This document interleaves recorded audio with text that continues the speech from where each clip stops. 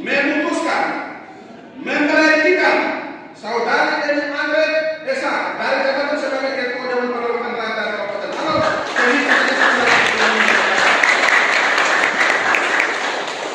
Ditetapkan di Kalabari pada tanggal 25 November 2022. Badan Kehormatan Dewan Perwakilan Rakyat Kabupaten Alor. Mantan Gubernur Ketua tanda tangan. Sakti Arisan Undangan Sawu Wakil Ketua. Hans Pemulima anggota tanda tangan. Terima kasih Tuan Saudara.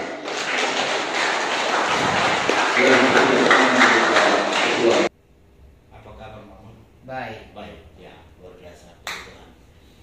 Nah, bagaimana sudah Mama? Kita akhir-akhir ini masyarakat Alor di apa ya, semacam ini bencana politik di Alor.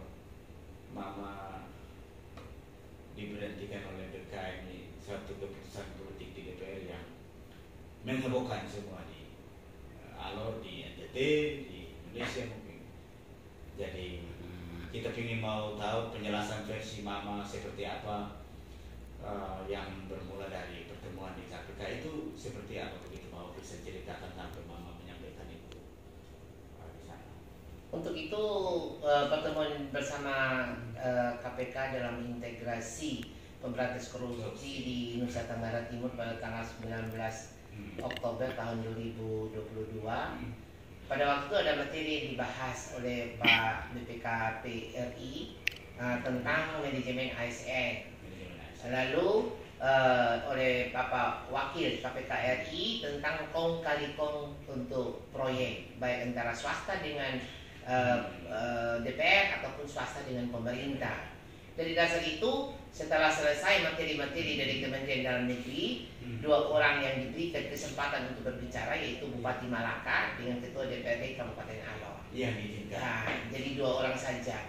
Setelah itu Bupati Malaka menyampaikan beliau setuju untuk memberantas korupsi sudah mulai dari desa dan mohon kepada KPK untuk DAP yang dipotong itu kalau bisa kami daerah tertinggal, terluar dan miskin dan lain-lain itu diperhatikan untuk jangan dipotong. Sedangkan dari Alor saya yang menyampaikan apa yang disampaikan BPKP RI tentang manajemen ASN, yang mana ASN itu harus proaktif dalam menunjang untuk penyaluran pembangunan ke masyarakat itu supaya bisa berjalan dengan baik, supaya tahun anggaran berjalan itu bisa diselesaikan semua anggaran yang dipergunakan untuk masyarakat. Katanya Mama sampaikan juga ASN demo Mama waktu itu. Iya, sehingga saya menyampaikan bahwa bermitra dengan pemerintah itu kalau di Alor lain, karena saya di demo oleh ASN dalam hal ini 46 ASN yaitu kepala bagian, kepala dinas, pimpinan OPD yang dipimpin oleh Sekda Alor. Sekda ada pada waktu itu dan ini benar fakta saya bilang begitu. Nah, ini yang saya bertanya tentang arti manajemen ASN kalau seorang ketua DPR di demo pada tanggal 10 Februari tahun 2021. Lalu tentang kong kali kong proyek. Apa jawaban mereka waktu itu? Itu lalu belum sempat jawab. Yang kedua tentang kong kali kong proyek di Alor sebagai ketua Banggar itu saya tidak pernah menyetujui untuk pembangunan pasar Kadelang maupun gedung DPR karena ada surat dari Kementerian Keuangan Republik Indonesia pada waktu itu tidak membatasi COVID itu harus untuk penjaringan sosial, untuk pemberdayaan ekonomi, itu yang harus diperlukan atau didahulukan. Sedangkan bangunan-bangunan pemerintah tidak boleh kecuali rumah sakit, puskesmas atau jalan raya yang mendukung untuk COVID ini bisa tidak sampai bisa selesai, jangan merambat sampai tingkatannya tinggi dan lain-lain. Disitulah saya menyampaikan bahwa dugaan kong kali kong. Itu materinya KPK. Sehingga saya menyampaikan di Alor ada 2 mega proyek yang tidak multi-years. Multi-years itu harus ada izin dari Kementerian Keuangan Republik Indonesia. Tetapi ini di Alor izinnya tidak ada. Begitupun Aprisa, izin Aprisa pembangunan ini tidak layak, itu harus ada pendamping. Karena saya sebagai ketua Banggar saya harus menyampaikan dan saya sudah pernah diperiksa oleh KPK RI sekitar bulan Oktober tahun 2021 itu saya sudah pernah diperiksa oleh KPK RI tentang dua mega proyek itu maupun dengan itu belanja pegawai yang dimana disampaikan Ketua Fraksi Demokrat 68 miliar. Itu dua masalah penting yang saya diperiksa di KPK RI pada bulan Oktober. Apakah ada yang sudah melapor ke KPK waktu itu? Atau pasti ada masyarakat yang sudah melapor ke KPK sehingga saya dipanggil klarifikasi. Nah ini besok-besok kan akan berdampak hukum karena dua mega proyek itu saya juga sudah melihat dan di lapangan itu secara langsung karena proyek itu merupakan rental ataupun itu istilah umum apa ya, jual proyek begitu tuh. ada dugaan Bukan dugaan, ini sudah benar. Tidak ada dugaan karena saya sudah turun ke lapangan, saya sudah foto, saya sudah tanya tukangnya, semua ada rekaman saya. Jadi proyek ini untuk gedung DPR itu proyek itu yang menang itu masa direktur tuh lalu itu pembantu dari salah satu toko di Kalapai, toko obat ini lalu dijual lagi ke salah satu pengusaha toko. Jadi kerja-kerja ini proyek ini adalah pengusaha toko, bukan kontraktor yang punya desainnya, dia mampu untuk melaksanakan proyek ini. Jadi jual beli. Ya saya harus mengatakan ya ada dugaan, kita harus mengacu pada asas praduga tak bersalah sama menjadi. Ya bisa dugaan, tapi ini saya sudah turun lapangan dan saya sudah tahu. Betul. Dan saya sudah minta beberapa kali kontrak untuk saya melihat sebagai ketua DPR itu tidak pernah diberikan. Ya, akhirnya mereka mengacu pada dasar itu, malah tanya sudah di. Saya tanya saya menyampaikan supaya besok-besok berdampak hukum sebagai ketua DPR, ketua Banggar dia bertanggung jawab. Apakah ini melanggar aturan atau tidak? Iya. Begitupun pasar Kadelang itu juga yang menang, lalu di kuasa direktur lagi kepada pengusaha toko, begitu. Ada dugaan begitu. Nah, dugaan bisa tidak bisa memang sudah fakta ya. Saya berani bicara berarti ada bukti yang saya pegang. Ya, silakan. Ada bukti yang saya pegang, saya berani bicara. Kalau tidak ada bukti saya tidak berani bicara. Begitu.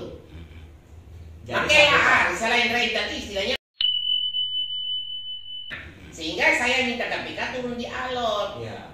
Kalau bisa turun di alot, jangan sampai besok-besok saya sudah turun jadi ketua DPR lalu saya terlibat dalam masalah ini karena menyetujui. Karena pada waktu sidang itu saya punya rekaman loh, saya tidak setuju tentang ini proyek 2 mega proyek. Begitu. Dan pada waktu itu Bapak Wakil Mansing ini dia sendiri juga bilang saya juga ikut ibu ketua tidak setuju dan itu rekaman ada. Lalu dia ngomong apa? Waktu rapat pada anggaran itu. Rapat pada anggaran di APD. Jadi kalau memang pemerintah mengambil kebijakan dengan apa yang kita sudah masukkan, besok-besok kami tidak bertanggung jawab. Begitu. Ya, tapi untuk kami hari ini putus kami tidak setuju. Secara pribadi tidak mendukung waktu rapat itu. Secara resmi kelembagaan pada waktu itu saya bilang kami tidak setuju. Tapi kalau keluar pemerintah mau buat seperti yang sekarang terjadi tanpa multi-gear selalu tahap ini tahap itu bukan urusan kami. Rapat tidak setuju, tapi rapat paripurna disetujui menggunakan tahun tunggal itu. Itu tidak mereka kasih penjelasan. Tapi pada waktu ketok sebagai ketua DPR saya tidak menyetujui untuk proyek baik gedung DPR maupun pasar Kadelang yang tanpa multi-gear pakai tahapan itu tidak ada di dalam aturan jasa konstruksi. Karena saya juga mantan kontraktor, saya tahu. Tapi kan dua item proyek itu kan ada di menjadi bagian dari dokumen di APBD itu. Ya. Nah, terus katanya mama ikut tanda tangan, berarti bahwa itu sah menjadi produk APBD. Kalau untuk dalam tanggapan kita di fraksi, kita sudah menyampaikan pada waktu tanda tangan itu secara keseluruhan anggaran-anggaran yang ada yang diterima dari pusat senilai 1 triliun 60 sekian miliar itu tanda tangannya secara garis besar. Tidak ada yang punya kemudian dan itu tidak ada terlampau berdiri sini pada waktu pembahasan. Teknisnya di pemerintah. Di pemerintah pada waktu pembahasan kita setuju dan tidak itu kan ada notu dan dapat. Ada juga rekaman yang saya pegang. Pada waktu itu rapat di situ yang mama tidak setuju. Saya tidak setuju. Terus pemerintah setuju. Pemerintah setuju nanti itu saya tidak ada urusan di situ, dia keluar buat lainnya itu saya tidak ada urusan. Hanya yang penting dalam pengesahan antara Banggar, ketua Banggar dengan anggota Banggar dengan TAPD itu tidak setuju.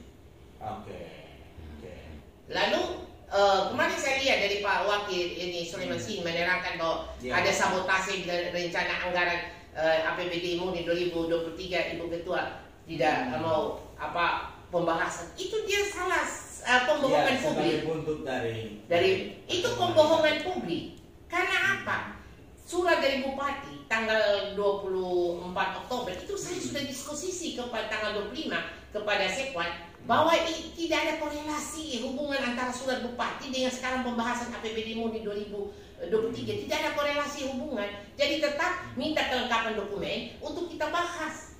Begitu. Jadi dari dasar disposisi itu kenapa tanggal 26 Oktober dong harus buat pengaduan yang mempergunakan tatip palsu atau peraturan DPR nomor 3 tahun 2019 yang palsu ada di mana? Ataupun mereka bilang nomor 4 tahun 2019 mana? Mereka harus membuktikan pengaduan itu. Karena Badan Kehormatan dia sudah panggil saya pada tanggal 31 Oktober untuk menghadap. Tanggal 26 Oktober itu pengaduan dari Wakil Ketua DPR kepada Badan Kehormatan.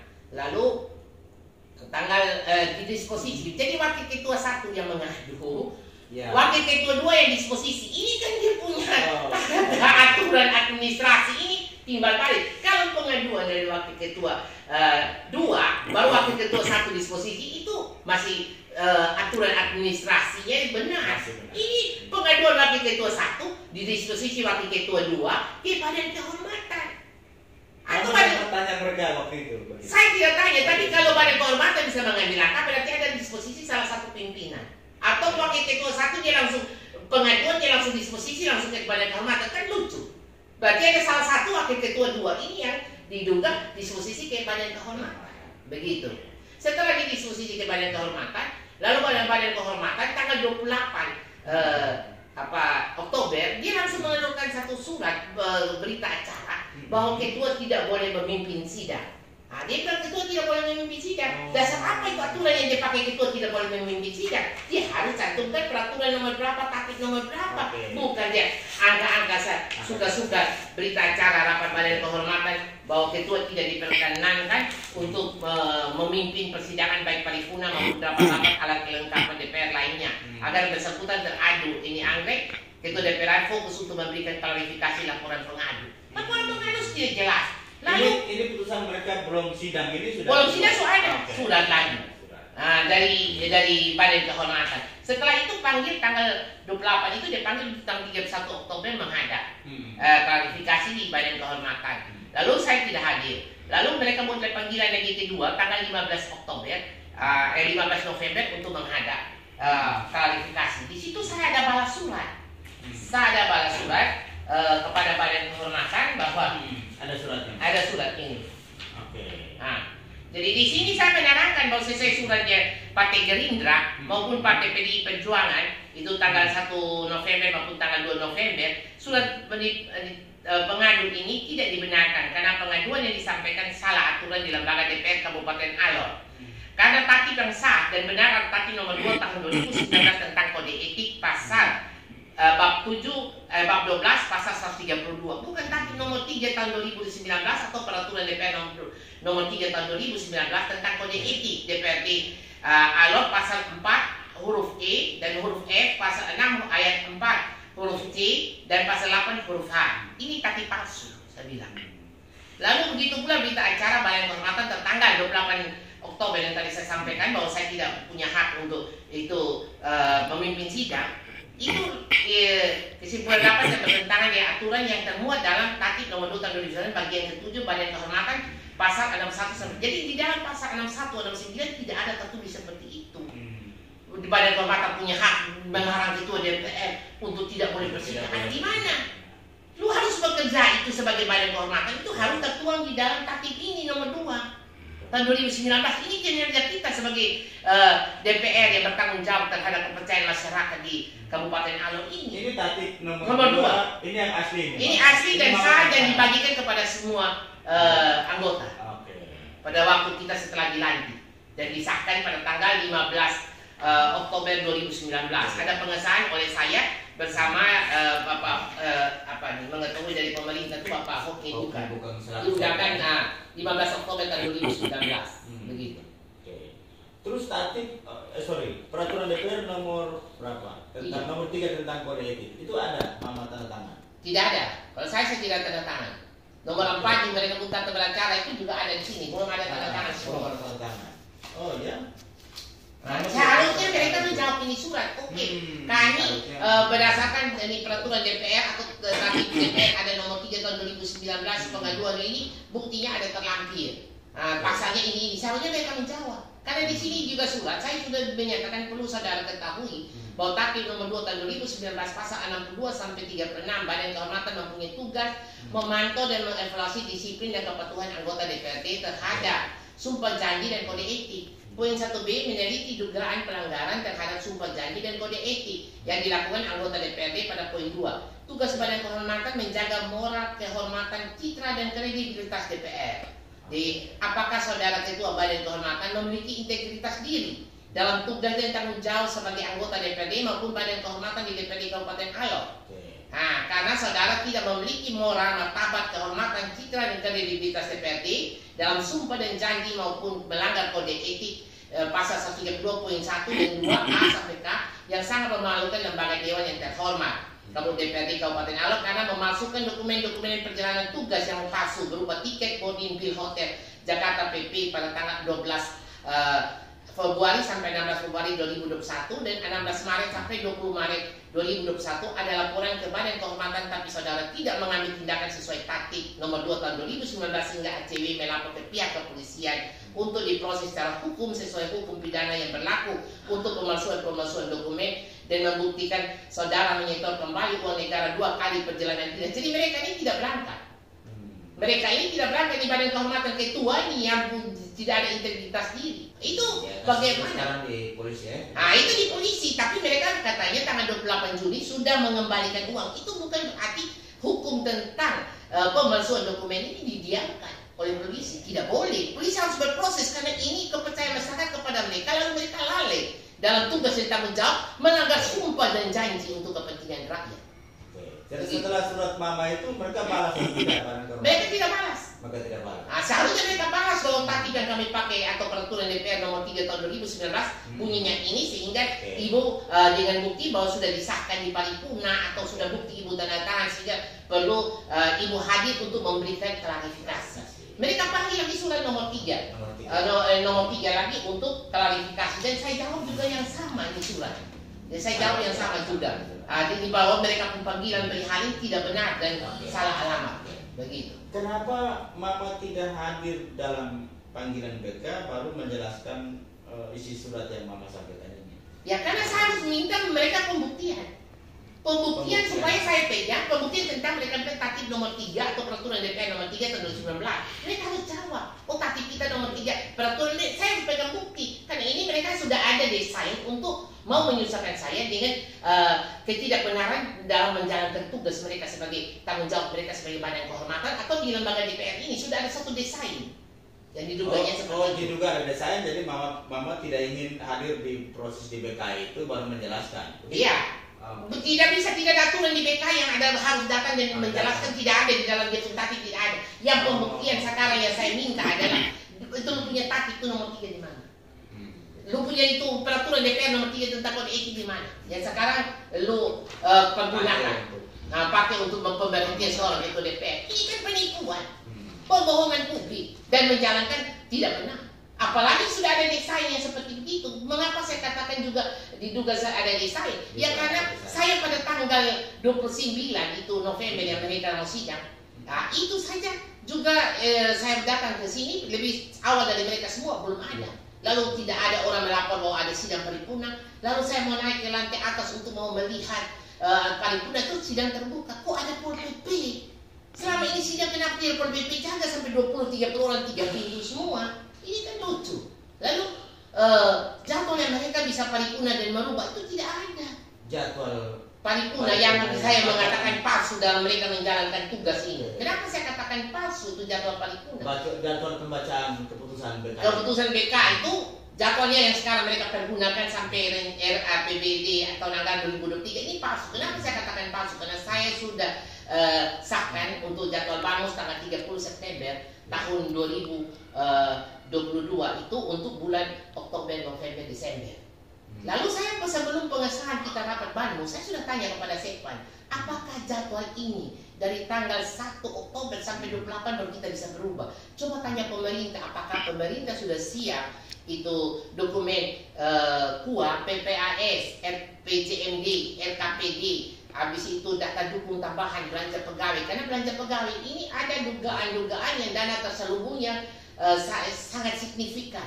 Tahun 2021 sampai 68 miliar. Kemarin tahun 2022 itu di PDI Perjuangan dalam pandangan umum fraksi saya ada bertanya, menyampaikan pandangan umum fraksi. Misalnya bagian keuangan dan aset di di pemerintah. Tahun 2021 dia punya belanja pegawai 23 miliar.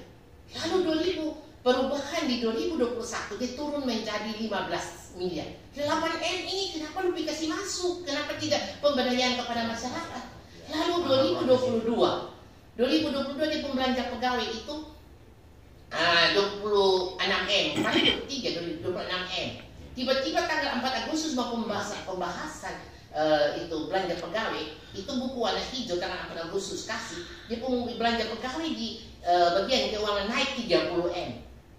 Nah, lalu saya heran bisa naik 30M. Kemarin perubahan turun dari 23 turun menjadi 15. Sekarang dari 26 naik 30M. Jadi saya sempat telepon, saya telepon tanya, kenapa kok bisa naik ke uangnya dan pakai sepeda? Ternyata 2 hari kemudian, tanggal 6 Agustus, dokumen baru datang, PPAS, turun dari 30 miliar menjadi 18 miliar.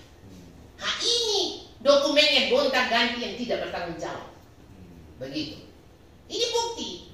Jadi perubahan jadwal ini Mama bagaimana? Mama lihat bagaimana? Ada prosedur di sini. Jadi perubahan jadwal ini pada tanggal 11 Oktober itu wakil 1 membuat rapat internal lalu merubah jadwal. Tidak ada di dalam tatib pasal 51 ayat 2 bahwa perubahan jadwal itu hanya bisa dilaksanakan pada paripurna. Tidak ada tulis itu paripurna internal.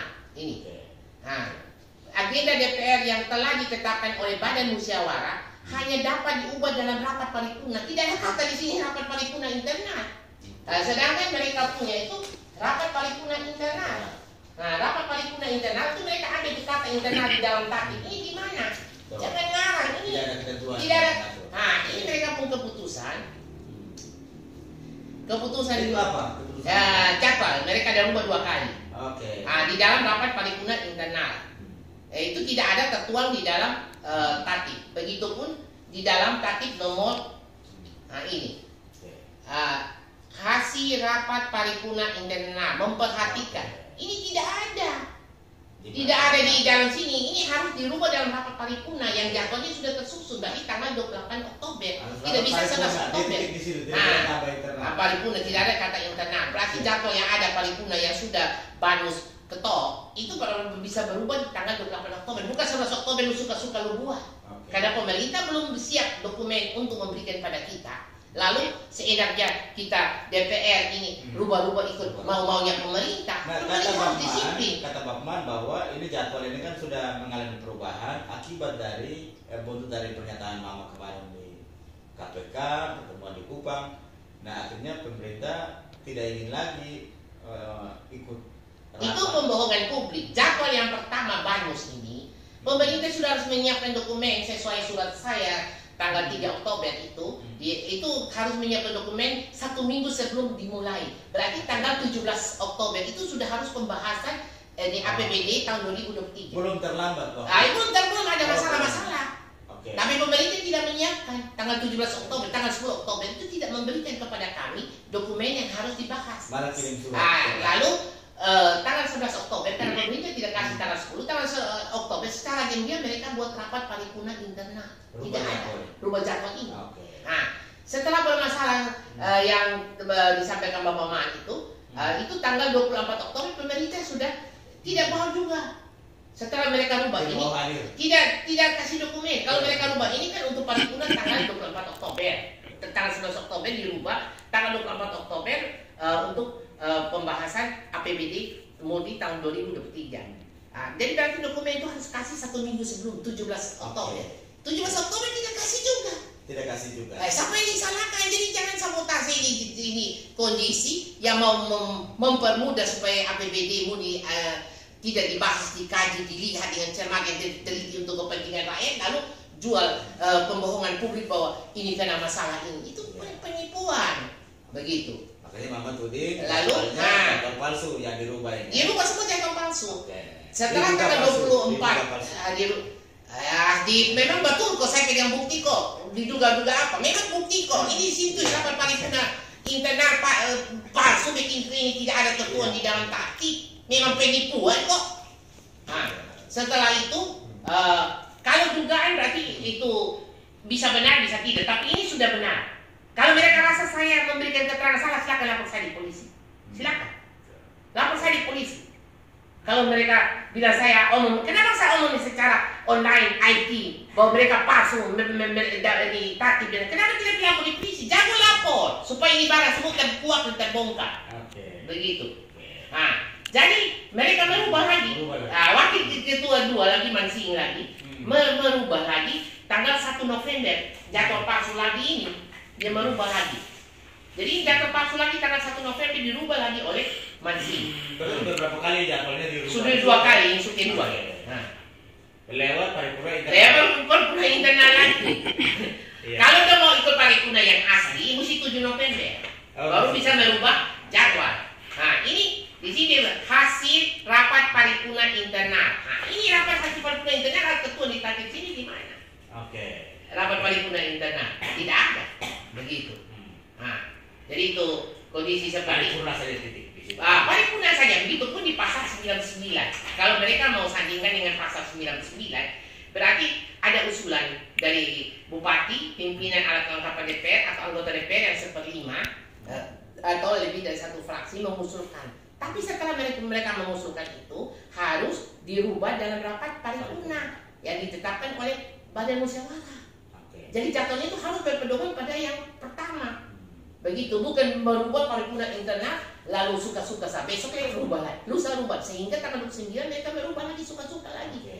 Jatuh untuk tanggal 29 itu tidak ada penyampaian badan kehormatan tentang pemberhentian ketua DPR. Lalu mereka secara gamblang menanyakan kepada forum floor bahwa floor sudah setuju. Padahal dalam rapat yang kemarin paripurna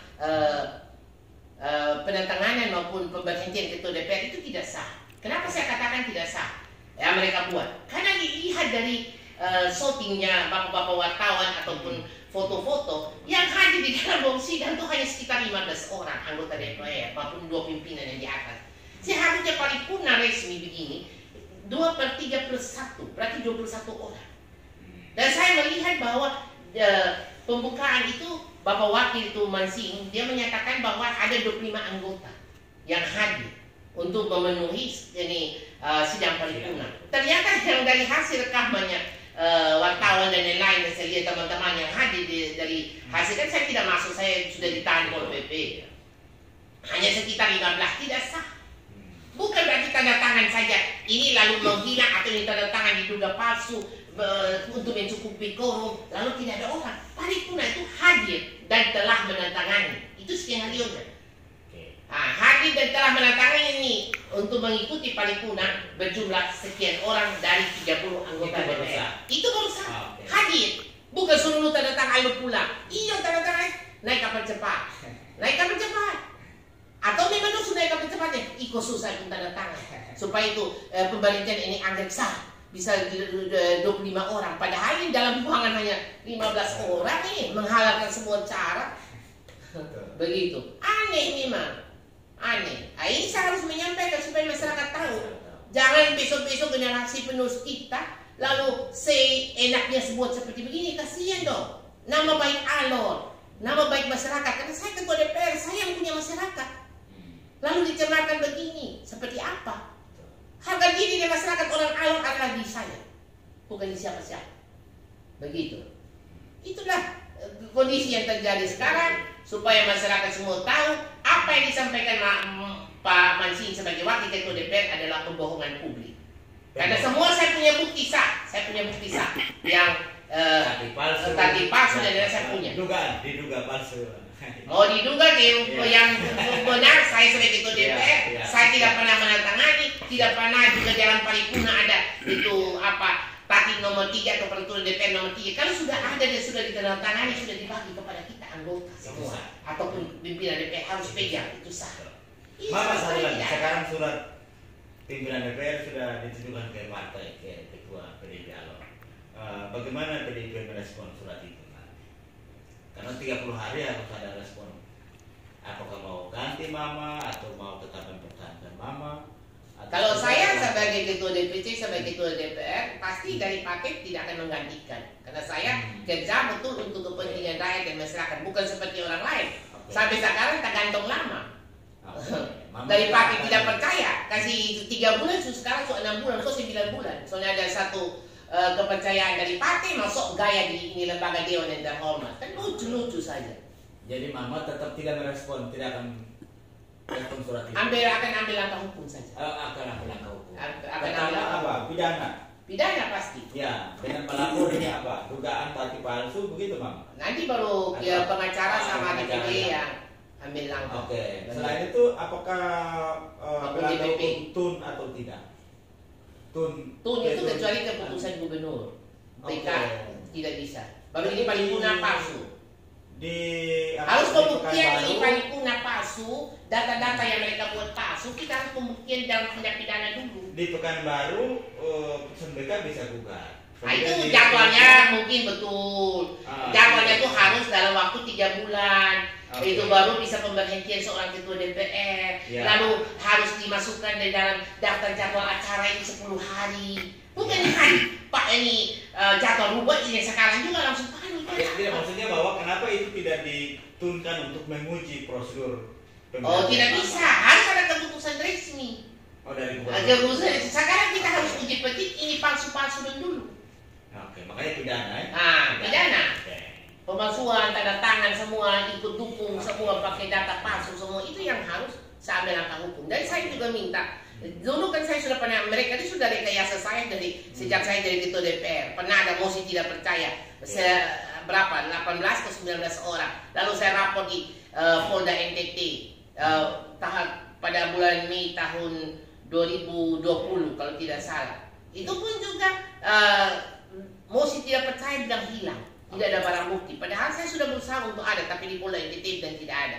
Ya, sekarang begitu pula saya juga sudah pernah didemo oleh ASN pada tanggal 10 Februari 2021 untuk ketua DPR, tidak boleh menjadi ketua DPR. Jadi sudah rekayasa saya jadi ketua DPR ini ada semacam sudah lama, tapi saya tetap bertahan untuk kepentingan rakyat, untuk kebenaran dan keadilan bagi rakyat. Saya tetap bertahan walaupun sebagai ketua DPR hak protokol dan semua ditiadakan. Misalnya ajudan yang tidak ada kemarin dari Kupang itu pulang di supir-supir diberhentikan ataupun apalagi itu pembantu di rumah jabatan juga dihentikan semua. Tapi saya menjalankan tanpa alasan, saya tetap menjalankan tugas karena kita ini pelayan bagi masyarakat. Rakyat itu yang nyonya dengan bos begitu, bukan kita. Kita ini pelayan bagi rakyat, sehingga apapun sulitnya kita dalam kondisi seperti ini, kita harus tetap berjuang untuk rakyat. Mama, ini kalau misalnya PDIP tidak merespon sampai 30 hari, berarti ada pengecualian pimpinan DPR di sini. Sekwan bisa usul ke gubernur melalui bupati untuk pergantian pimpinan DPR. Bagaimana PDIP nanti melihat? Itu nanti kan tanya kepada, kemarin kan saya sudah bilang semua tentang itu kan tanya kepada DPD dan DPP. Sudah dilaporkan ke DPD. Pasti surat mereka kan sudah sampai ke DPD atau DPP ya tidak tahu. Tapi kalau ke gubernur belum ada. Belum ada. Nanti opsi apa yang ditempuh PDIP nanti? Opsinya nanti setelah ini kita harus melapor secara pidana. Secara pidana. Oknum-oknum yang terlibat semua, anggota-anggota DPR yang terlibat, wakil-wakil yang terlibat, karena ini sudah terindikasi mereka punya desain dan dengan sengaja untuk memalsukan dokumen-dokumen untuk pemberhentian ketua DPRD Kabupaten Alor. Kalau pernyataan saya mereka rasa tidak benar, silakan mereka lapor, karena saya punya bukti semua yang sah dan benar. begitu.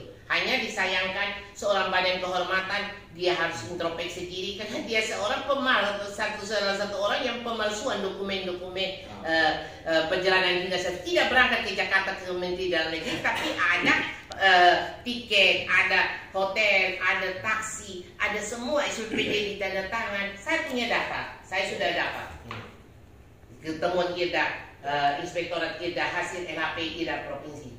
Dan ini juga ada wakil berdua juga kena. Mereka mempergunakan uang klasifikasi A. Sekarang klasifikasi A itu hanya boleh dipergunakan oleh bupati, wakil bupati dan ketua DPR. Tapi mereka mempergunakan dengan ada kerugian negara untuk wakil satu sekitar 5 jutaan dan wakil 2 sekitar 16 juta lebih. Ini ada ketentuan di dalam sini. Ada ketentuan di dalam LHP. Nah, ini saya sudah dapat. Jadi mereka lagi diduga ya ada bermasalah begitu. Ada bermasalah juga. Jadi kenapa sampai terjadi begini ya? Akhirnya saya harus selama ini saya tutupi. Saya bagaimana menjaga marwah dan martabat lembaga dewan yang terhormat sebagai ketua DPR, saya tutupi semua. Tapi kalau mereka mau buka-bukaan, mereka mau tidak beraturan, tidak benar dan melecehkan saya, ya saya harus omong terbuka supaya masyarakat transparansi, masyarakat lebih tahu mana yang benar dan mana yang tidak benar. Begitu. Itu yang saya harus sampaikan. Sekarang bagaimana Mama? Karena secara de facto Mama sudah putusan mereka kemarin, dan juga kan putusan gubernur belum ada untuk pergantian, berarti Mama masih sah menjabat ketua DPR dan sisi de facto. Nah, apakah pelayanan pemerintah Mama masih jalan melakukan? Mereka blok semua, sabotase semua, dan itu juga saya akan lapor ke Sekwan. Ini penggalapan biaya-biaya saya. Seperti kemarin saya kunjungan ke Alor Barat Laut, itu tidak ada SPD. Saya kunjungan ke Alor Timur Laut, tidak SPPD. Lalu saya ke SPPD untuk kunjungan lagi. Sekarang saya ada minta lagi untuk ke Jakarta, itu belum dilayani. Lalu rumah jabatan ketua DPR untuk hak protokoler, itu juga lisik telepon, itu juga saya sudah bayar. Tadi saya suruh minta itu uang 4 juta lebih, tidak diberikan. Jadi semua saya punya hak sebagai ketua DPR dalam menjalankan tugas. Itu ada indikasi mereka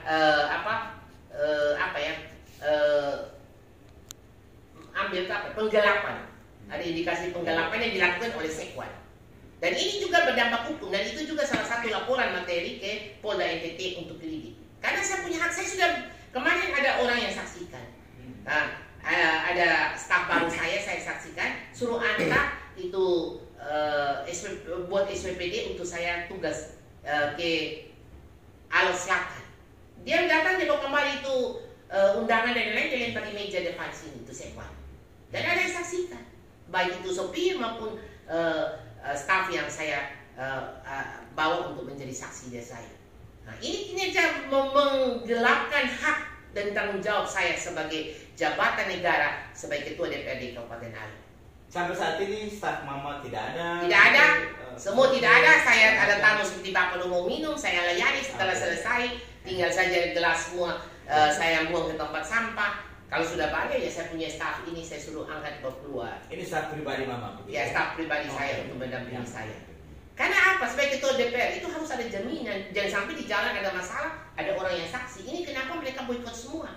Pikir supaya saya sendiri mau berbuat apa pada saya, tidak ada yang saksi. Tapi saya juga punya teman yang memberikan anaknya untuk mendampingi saya. Masyarakat sendiri yang memberikan anaknya untuk ibu. Ibu harus ada dampingi biar anak saya bersama ibu juga baik. Biar ini adik saya bersama ibu, kami masyarakat mendukung ibu. Jadi mereka yang ada bersama saya ini ada hasil daripada masyarakat yang menitipkan untuk menjaga ibu ketua. Saya tidak kenal ini anak-anak, saya tidak kenal. Saya tidak kenal sama mereka. Mereka ada dititipkan ada 4 orang. Begitu. Mama dengan langkah-langkah hukum yang nanti Mama tempuh melalui tim hukum, kemudian dari PDIP juga, kira-kira Mama punya harapan apa? Apakah Mama akan tetap mengembalikan jabatan, membatalkan keputusan BK, tetap menjalankan aktivitas? Tetap langkah hukum yang diambil, keputusan dari tindak pidana saya tidak akan. Kalau saya sudah berhadapan dengan hukum, saya tidak akan mundur lagi. Yang pertama, yang kedua saya minta Polda NTT ataupun Polres Alor profesional dalam tugas dan tanggung jawab. Jangan ada diduga ada intimidasi atau ada pesan tertentu yang tidak boleh memproses. Seperti saya saja dimaki, dihina, disolimi sampai sekian puluh laporan di Polres Alor. Sampai hari ini tidak ada satu yang baru satu tersangka, tapi belum juga dikejar sampai 21. Ada apa? Tiap hari dihina, dimaki seorang jabatan ketua DPR. Siapa di belakang layar? Siapa yang menyuruh dia? Apa benar? Lalu bilang itu badan kehormatan menjalankan tugas kemarin itu Pak Wakil omong profesional, harus ada kerahasiaan. Kok belum apa-apa orang sudah kesini naik bahwa ketua DPR akan diberhentikan, akan keluar dari rumah jabatan ketua DPR. Itu kerahasiaan apa yang kalian buat? Yang sesuai kode etik harus rahasia. Kalian provokasi semua. Masyarakat ini sangat pintar. Masyarakat ini cerdas. Kalian buat semakin solimi terhadap saya, mereka semakin bersimpati terhadap saya. Dan mereka tahu bagaimana itu Sulaiman Singh, bagaimana itu Martin Brego, bagaimana itu Eni Angger, bagaimana itu Ibrahim Nampira, bagaimana itu Doni Moy. Orang tahu. Di Alor ini kecil, masyarakat tahu semua. Jadi langkah hukum bagaimana itu Demas Potuka? Mama belum belum melapor secara resmi. Karena somasinya sampai hari Senin. Oh, nanti setelah somasi. Somasi hari Senin. Somasi juga ya, memang Mama isinya protes itu kan? Protes. Ya. Memberikan somasi kepada mereka. Kalau mereka menyadari bahwa insya Allah silakan mereka menjawab. Kalau mereka rasa tidak, kita ambil langkah hukum untuk proses mereka secara hukum. Oke. Begitu. Oke. Jadi sementara ini somasi masuk kemarin ya? Sudah masuk dari tanggal 7, berarti sampai hari Senin. Tidak, berarti hari Selasa DPP dengan DPD itu menyampaikan pada saya bersama tim dari DPD juga pengacara maupun dari saya dari DPC, kita melaporkan ke Polda NTT untuk ambil langkah hukum. Hanya minta kepada Kapolda maupun dalam hal ini janganlah sama seperti hari-hari kemarin saya melapor itu sudah punya saksi, punya bukti, lalu tiba-tiba kasusnya didiamkan sampai hari ini. Tapi saya waktu itu yang maksudnya memberikan efek jerah supaya teman-teman ini bagaimana kita secara bersama kita membangun ini daerah, kita secara bersama bagaimana kita memperhatikan rakyat supaya ada efek jerah, biarpun mereka sudah bisa menyadari ternyata mereka berbuat lagi. Nah, ini yang tetap kali ini saya tidak akan pembiaran, apalagi kemarin saja yang masalah-masalah terhadap saya tidak pernah menyampaikan kepada DPD maupun DPP. Saya mengatasi sendiri karena saya masih mampu untuk mengatasi. Tapi ini sudah mempermalukan partai, mempermalukan jabatan ketua DPR yang adalah rakyat punya. Nah, ini saya harus mempertaruhkan untuk kebenaran dan keadilan bagi generasi penerus ke depan maupun untuk masyarakat Kabupaten Alor supaya bisa melihat secara langsung mana yang baik, mana yang benar, dan mana yang salah. Sehingga semua ini saya hanya bisa serahkan kepada Tuhan dan juga akan serahkan kepada Polda NTT dalam menangani kasus ini secara profesional dan bertanggung jawab sesuai aturan hukum pidana yang berlaku. Terima kasih. Mama, satu lagi, katanya di tim DPD lagi ke Alor, DPD PDIP. Apakah berkaitan dengan kasus Mama ini atau ada agenda lain? Kalau tim DPD datang itu memang itu sudah hasil rapat kita di DPD. Itu tim DPD datang untuk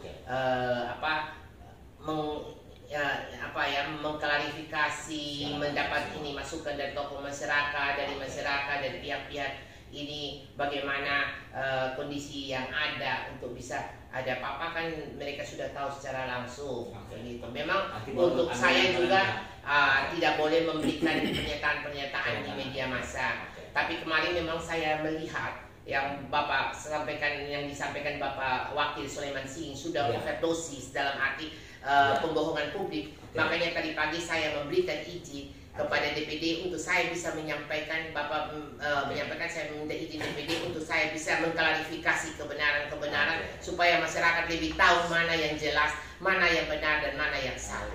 Ini saja. Terima kasih Ibu Eni Anggrek, Ketua DPRD yang sampai saat ini belum diberhentikan oleh Gubernur. Jadi secara de jure kita masih mengakui walaupun diputus oleh BK dan itu masih menjadi perdebatan, diskusi, tapi selagi SK Mendagri, SK Gubernur belum ada pemberhentian, ya tentu beliau masih menjadi Ketua DPRD rakyat Alor. Terima kasih imbauan terakhir untuk Mama supaya imbau ke pendukung politik Mama di masyarakat begitu supaya bisa jaga situasi kondusif sambil berdoa mendukung langkah-langkah hukum dan politik yang sementara berjalan. Yang pertama saya minta kepada seluruh masyarakat Kabupaten Alor, tokoh agama, tokoh masyarakat, tokoh perempuan, tokoh pemuda, kita semua serahkan dalam dukungan doa kepada saya dalam untuk masalah ini supaya bisa ada titik terang benderang. Dan juga saya mohon kepada KPK RI, karena ini masalahnya menyangkut KPK RI, saya mohon KPK RI untuk hadir di Alor supaya bisa mengetahui lebih jelas mana yang benar dan mana yang tidak benar dalam bertanggung jawab saya sebagai Ketua DPRD Kabupaten Alor dalam menjalankan tugas dengan sumpah jabatan untuk kesejahteraan masyarakat. Apakah saya salah atau siapa yang salah supaya lebih terang benderang. Ini saja yang saya sampaikan dan saya harap semuanya tenang. Tuhan memberkati dan mohon dukungan doa untuk saya. Amin. Terima kasih Ibu Eni Anggrek, politisi perempuan pertama di Alor yang menjabat Ketua DPRD selama dalam sejarah pembangunan politik. Itu kepercayaan Tuhan dan kepercayaan masyarakat. Semoga sehat, sukses selalu Mama. Tuhan berkati. Terima kasih.